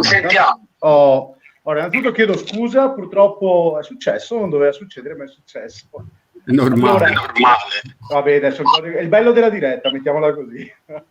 Ora, innanzitutto, un buongiorno a tutti, sia agli addetti ai lavori che ai tanti curiosi che sono collegati e che vogliono capire chi è e cosa vuole fare Autonomia e Ambiente. Arrivare per ultimo, diciamo che mi porta via molte cose, ma cercherò di essere sintetico e stare dentro i 5 minuti. Innanzitutto, permettetemi, voglio fare un ringraziamento agli amici del Patto per l'Autonomia Veneto che mi hanno dato l'onere e l'onore di essere qui a rappresentarli, e quindi oggi rappresento il Veneto, quindi grazie a tutti quanti noi. Detto questo, come dicevo, vengo al punto per stare dentro la tempistica. Con questo intervento vorrei dare la nostra visione del progetto Autonomia e Ambiente, e per farlo prendo spunto dal sito, dove è scritto testualmente, recito esattamente quello che è scritto nel sito. AEA, la rete che unisce forze politiche territoriali e locali, ciascuna delle quali ha la propria storia localistica, territorialista, autonomista, federalista, confederalista ed indipendentista. Le forze di AEA si sono unite in questa sorellanza per condurre la Repubblica Italiana ad una svolta politica verso un radicale decentralismo. Allora, noi come Patto Autonomia Veneto e come tutte le forze oggi in essere rispecchiamo esattamente molti di questi punti. La nostra desinenza ed il nostro cuore sono per l'indipendenza, sebbene per ragioni che a seguire spiego abbiamo deviato su un progetto teoricamente alla portata quantomeno costituzionalmente parlando, ovvero l'autonomia. Detto questo, provo a tradurre quanto scritto nel sito. La cosiddetta sorellanza di fatto è la somma delle diversità in seno al cuore stesso delle nostre specifiche identità. Teoricamente, e anche forse praticamente, ciò che ci porta tutti ad una strada comune è la nostra sostanziale differenza. Storicamente parlando, socialmente, culturalmente, lo Stato Italia, cioè quello che noi vogliamo cambiare, non esiste. Cioè, ma esistono molti popoli italici, tutti, e sottolineo tutti, belli, ma diversi tra loro. Quando D'Azeglio disse a Cavour, fatta l'Italia, dobbiamo fare gli italiani, aveva ragione. Infatti, gli italiani non esistevano. Esistevano i sardi, i siculi, i toscani, i veneti e molti altri popoli che abitavano nella penisola. Questi popoli c'erano allora e ci sono tutt'oggi, magari un po' anacquati, ma ci sono ancora. Tutti con le loro identità e spesso anche con la loro lingua. Penso agli amici che mi hanno preceduto, i furlani, i piemontesi, i lombardi, il sardi, il siculi e ovviamente al veneto. Sono certo che ognuno di questi pensa che la propria non sia un dialetto ma una lingua, e questo ne caratterizza anche le nostre differenze. In ogni caso, c'è da dire che D'Azeglio aveva ragione, politicamente parlando.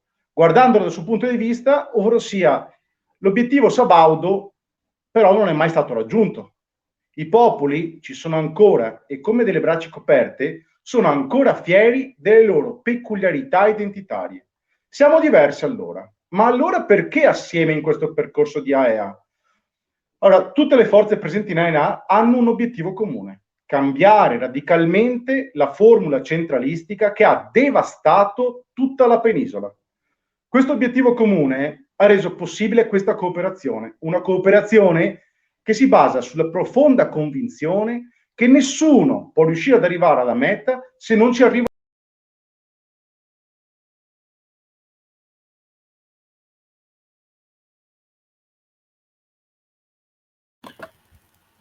Percepisco che abbiamo di nuovo un problema con Roberto.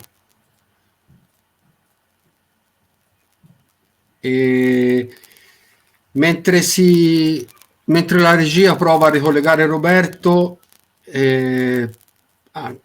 introduco così un piccolo elemento.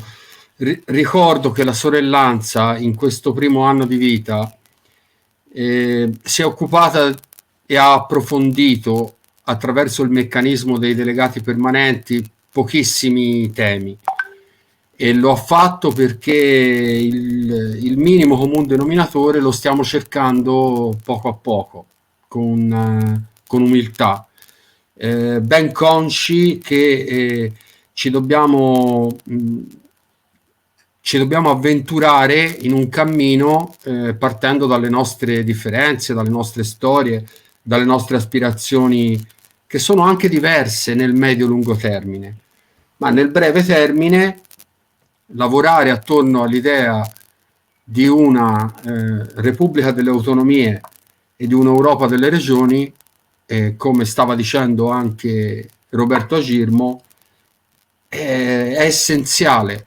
Senza un decennio, diciamo, una stagione di lavoro comune sulle cose minime della Repubblica delle Autonomie e dell'Europa delle Regioni, tutte le nostre idee più avanzate di autogoverno per tutti dappertutto sarebbero vane, sembrerebbero pure parole. Io, se Roberto Agirmo riprende la connessione, ovviamente gli ridiamo la parola. Se non riesce a riprendere la connessione, lascio la parola al presidente moderatore della nostra assemblea, Roberto Visentin, che parla per il patto per l'autonomia del Friuli Venezia Giulia, che in questo momento presiede la nostra rete, perché comincia a imbastire le conclusioni di questa assemblea. Ma ci riè Roberto Cirmo? Io ci provo. Vi dico la verità, non so dove sono arrivato perché ho continuato a parlare.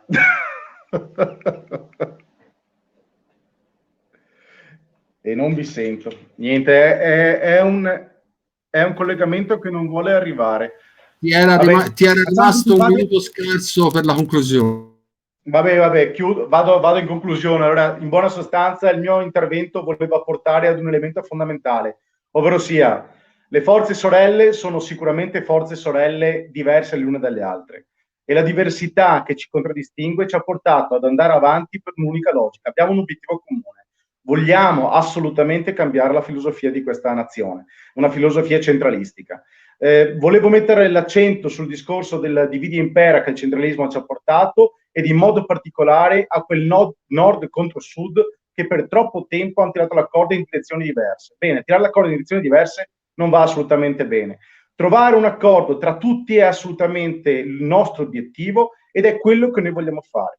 Come Patto Autonomia Veneto, che siamo stati tra i fautori di questo inizio di autonomia ambiente, ci siamo per tutti, ci siamo per noi, ci siamo anche egoisticamente, vogliamo portare avanti un lavoro del genere, ma noi come Veneto siamo sicuramente un popolo estremamente solidale. Quindi nel nostro modo di essere, è vero che egoisticamente lo facciamo anche per noi, ma anche perché abbiamo tutti quanti i popoli italici che hanno il diritto di gestire in autonomia i propri territori. Il decentramento è il must di quello che dobbiamo portare avanti. Chiamiamolo come vogliamo, chiamiamolo federalismo, chiamiamolo autonomismo, non è importante. L'essenziale è che, come si dice in Veneto, padroni casa nostra. Allora, non so quanto tempo prima avevo parlato, quindi facciamo così, io vado a chiudere salutandovi con il nostro modo di raccontarvi il nostro essere, cioè viva San Marco a tutti. E Grazie per tutta la il cacao. Bene, allora non poniamo ulteriori indugi e diamo la parola a Roberto Visentin. Microfono. Accendere il microfono. Roberto, devi accendere il microfono. Mi sentite? Ecco. Sì. Sì? Mi sentite adesso? Sì, ti sentiamo bene. No, perfetto.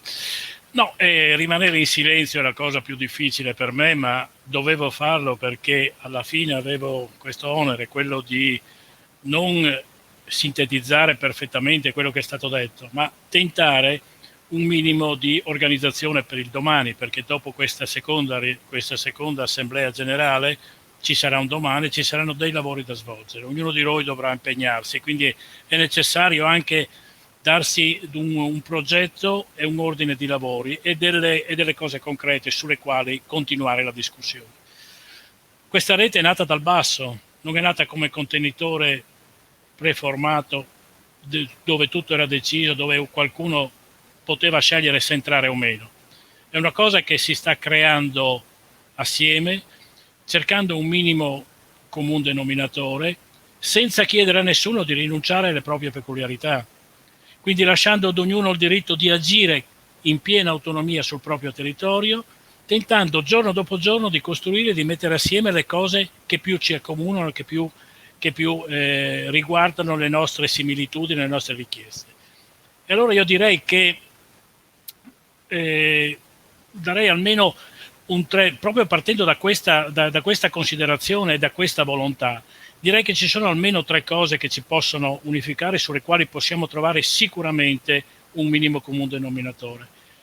Il primo, per esempio, è dopo questa pandemia, dove sembra che la pandemia abbia bloccato anche la capacità di programmare il domani e fare delle scelte, ma fare delle scelte che sono sì operative su come riorganizzare la sanità, ma non dimenticandoci che il minimo comune denominatore lo possiamo trovare fra le nostre forze, decidendo e facendo una scelta politica immediata, che è quella di vogliamo renderci conto che è necessaria una sanità pubblica, perché è l'unica in grado di coordinare situazioni come queste, e non possiamo assolutamente rinunciare ad una sanità pubblica, o vogliamo delegare continuare la delega alla sanità privata? È una scelta che dobbiamo fare, è una scelta che chi vive sul territorio come noi si rende conto delle reali necessità, si è reso conto in questo momento del fallimento di una delega continua a strutture che non possono affrontare le emergenze. Allora questo potrebbe essere uno degli argomenti sui quali discutere e sui quali certamente trovare un minimo comune denominatore.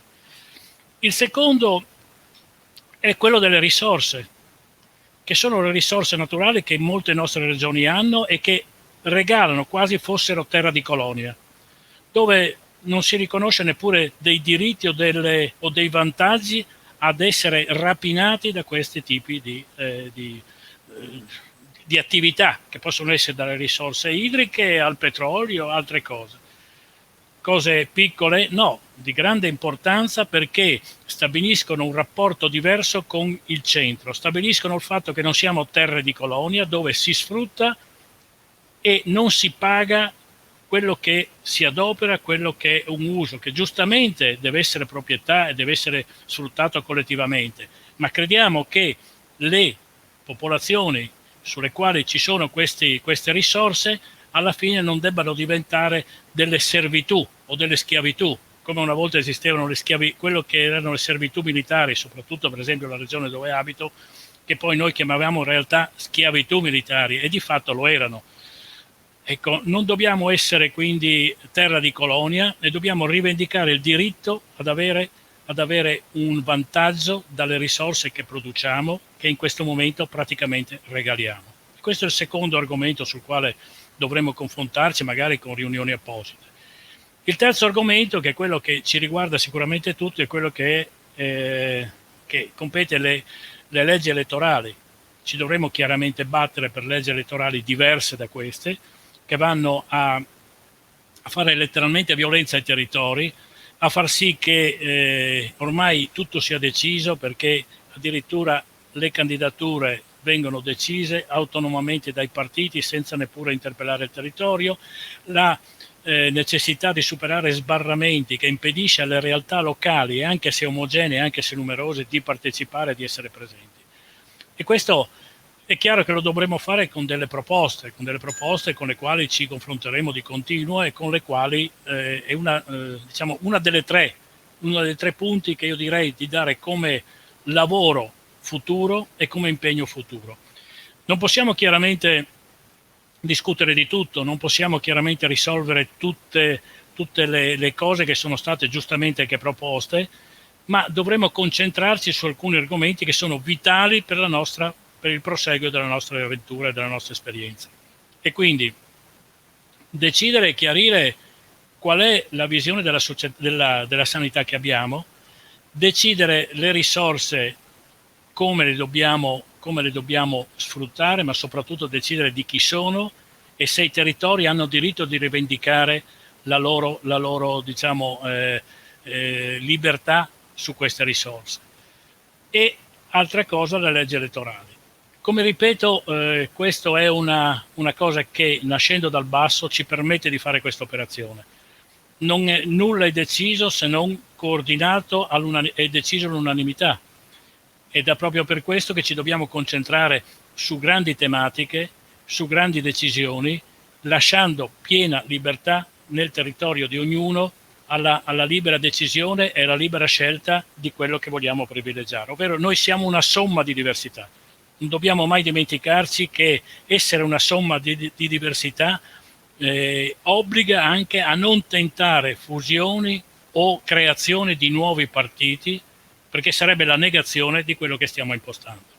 Io credo di non dover dire altro, anche perché quasi tutto è stato detto. Volevo solo tentare di riassumere, dando un po' un incarico ad ognuno di noi a farsi carico di queste tematiche e magari a stimolare futuri incontri. Se il primo lo facciamo su una scelta filosofica di come dovrebbe essere la sanità, il secondo lo potremo fare sulle risorse, il terzo sulle leggi elettorali, o a seconda delle necessità e della fretta di avere una posizione sulle leggi elettorali potremo capovolgere, ma questo lo decideremo.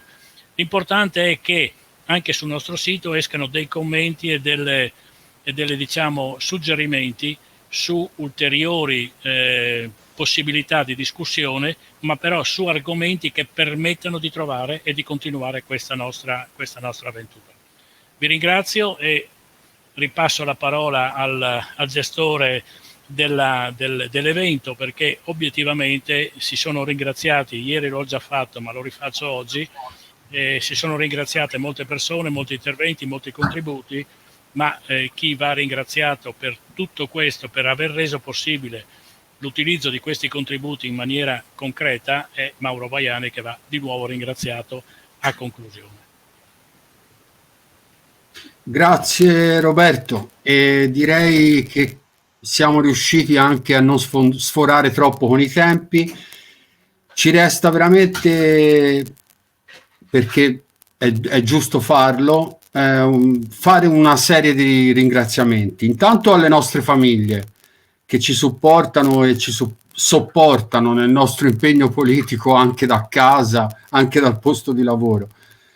Ringraziamo Massimo Marchetto, il media manager del Patto per l'Autonomia del Friuli Venezia Giulia, e Erika Adami dell'ufficio stampa del Patto per l'Autonomia Friuli Venezia Giulia.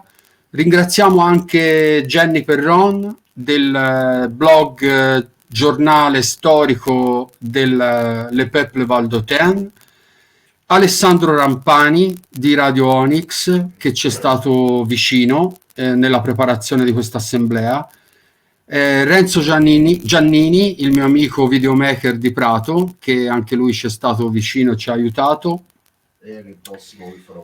lo studioso di dinamiche elettorali Gabriele Maestri, Sergi Esteve e ovviamente tutta la segreteria di EFA, la segreteria dell'Unione Valdôtain, la segreteria del gruppo consiliare del Patto per l'Autonomia Friuli Venezia Giulia, tutta la stampa, la poca stampa che ci ha seguito, gli attivisti che ci hanno seguito sulle reti sociali e che spero continueranno a farlo, gli attivisti di tanti movimenti territoriali che hanno mostrato interesse per noi e con cui ancora dobbiamo conoscerci e avviare un dialogo, tutti gli appassionati di politica e tutti gli ascoltatori.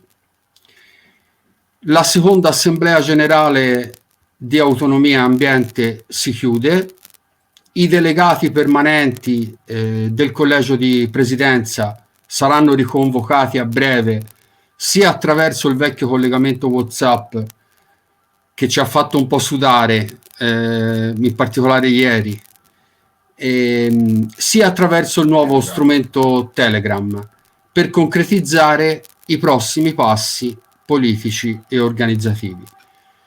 Grazie di cuore a tutti e una gioiosa Pasqua a tutti.